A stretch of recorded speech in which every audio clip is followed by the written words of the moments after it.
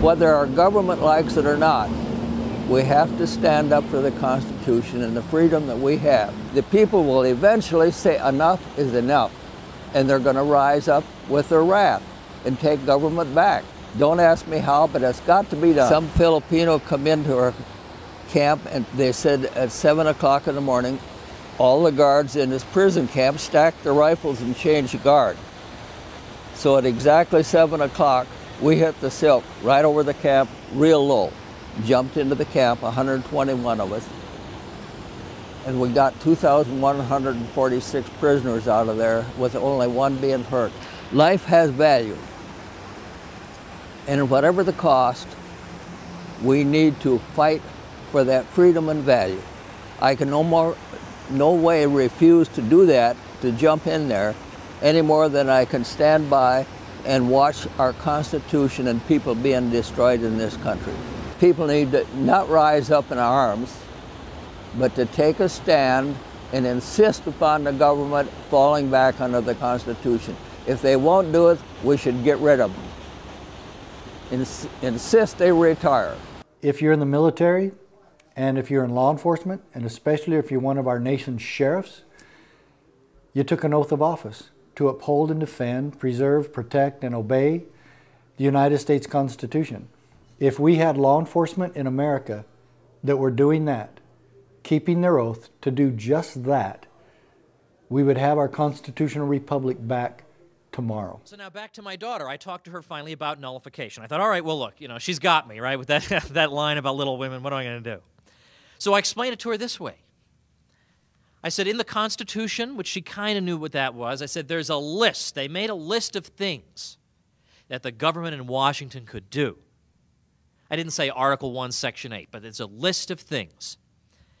And I kid you not, her first instinct was to ask me, but what if they do something that's not on the list? I said, oh man, my heart's melting here. That's just beautiful.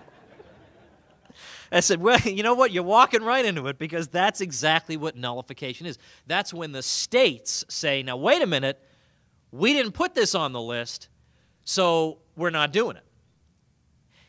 And she got it immediately. So I thought to myself, because she was 7 when I explained this to her, I thought, my 7-year-old kid is better than all the Supreme Court justices put together. The most important thing I've learned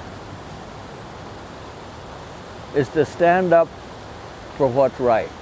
If it costs us our life or whatever, if we can't believe and express ourselves and willing to give ourselves and our life for what we believe in, then what have we got left? Nothing. A total control of us. And I don't like that. I want to be free in my thinking and my action. As long as I don't harm anybody else, I should be free. And in fact, what I tell you tonight does not fall inside that box that all good Americans are supposed to confine themselves to. We're supposed to be in that box. And you all know it. It goes from Joe Biden to Mitt Romney. You're allowed to be somewhere in there. But if you stray a little bit over here, citizen, be careful. Be careful. You're not respectable. Well, my view is, as I've said repeatedly, that it's our job as good and decent Americans to crush that box into the ground and then set it on fire. So what is this thing? Well, to make a long story extremely short, it basically boils down to this. In 1798, we had some offensive legislation that was signed into law by John Adams called the Alien and Sedition Acts. I will dwell just for a moment only on the Sedition Act, which made it a crime to be critical of the president or the Congress, to be excessively critical. So Jefferson thought, well, I don't think you can just, I'm not going to say, look, it was fun having a constitutional government, but all good things must come to an end. I mean, something has to be done about this. What are we going to do? Well, we could wait 2 years for the next presidential election, but again, and I hate to say things that fall outside that box, but you know, once in a while, you notice a presidential election doesn't yield you, the results you might have been looking for. We'll just put it that way. So, and plus, by then, we might all be in jail. Like, we can't wait for 2 years. Well, it's ridiculous. Or we could refer this to the Supreme Court, right? Have the Supreme Court look at it. Well, the Supreme Court did not actually hear any cases pertaining to this, but if they had, they would have supported the Sedition Act because all the justices were appointed by Federalists. So Jefferson, so what are we going to do? So the Supreme Court is not going to work, but even if it would work, in the sense that it might give you the ruling you want, from Jefferson's point of view, the federal government is the problem. The Supreme Court is a branch of the problem. You don't refer a dispute like this between the states and the federal government to the federal government. So Jefferson's view was, no, the federal courts are a party to one of the sides. You know, like they're one of the parties in this contest. You can't refer it to them. It doesn't even make sense. No. In this case, the states are the proper disputants, as the states confer among themselves and ask, did we intend to delegate this power to the federal government? Those are the proper disputants. And that was Jefferson's view. That was James Madison's view, as he wrote in the famous report of 1800, sometimes called the Virginia Report. He said, it's not the case, I'm paraphrasing, he said, it's not the case that our presidents are fallible, our congressmen are fallible, but our judges are divine. That's not our system. He says, to the contrary, all three branches can betray us. And so there needs to be a last resort mechanism when we've been betrayed by everybody. And that mechanism consists of the parties to the Constitution themselves, namely the states, having a last resort no. That's what Jefferson called nullification. He introduced that word into the American political vocabulary. The Founding Fathers established a system that would keep the federal government impotent. This is the time to reenact that. The 10th Amendment basically tells the federal government, if you ever go outside Article 1, Section 8, where the Constitution delineates and details what they can and cannot do, if they want to get creative, or if they want to expand the federal bureaucracy, or if they want to expand the power of the central government, they must refer to the 10th Amendment, which clearly states, if we forgot anything, you can't do that either. And so the 10th Amendment keeps the federal government in check because the states have the power to tell the federal government to stay out. And then, of course, that's going to just scare governors and state legislatures to death because they might stop federal funding. What are you guys, crazy? Where do you think the federal government gets their money? It comes from you. Stop sending them the money and they won't have anything over you anymore. In 1994, I was one of a handful of sheriffs and being the first in the country to file a lawsuit against the Clinton administration. And the long story short is, we won. And you can Google the Mac Prince, P-R-I-N-T-Z, Sheriff Prince from Montana, Sheriff Mack from Arizona. We took a case all the way to the United States Supreme Court on the side of states' rights and state sovereignty and local autonomy. We won. We kicked the federal government's butt. And it was the Clinton administration. And we lived to tell about it. How about that for a miracle? And the ultimate power of this decision is that it restored the 10th Amendment to the Constitution. It restored the rights of the local authorities to tell the federal government where to hang it. And this is exactly the power that James Madison was talking about when he said, we can safely rely on the disposition of state legislatures to erect barriers against the encroachments of the federal government. And so that's exactly what sheriffs should be doing, not allowing the federal government carte blanche in your county, but quite the opposite, keeping them in check. And just like my Supreme Court decision says, hence a double security arises to the rights of the people. And this principle of the separation of the two powers between local authorities and the federal government is one of the Constitution's structural protections of liberty. So what are we doing here when we stand against federal intervention?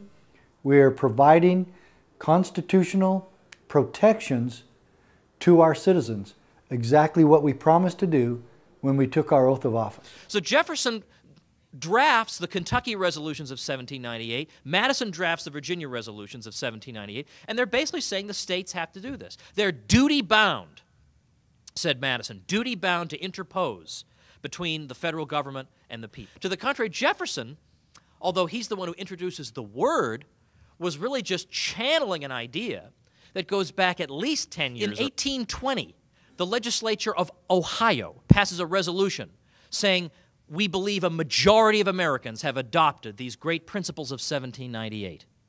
In the 1850s, Wisconsin's Supreme Court cheered what its state legislature had done. What had its state legislature done? It had declared that notwithstanding the Fugitive Slave Clause in the Constitution, that the Fugitive Slave Act of 1850 had in many particulars gone beyond what that authorized and was unauthoritative, void, and of no force, and not to be enforced in Wisconsin, and its state Supreme Court cheered that on. It's not a Southern idea, and it's not a Northern idea. It's an American idea that appeared all throughout the country in all regions for all different reasons.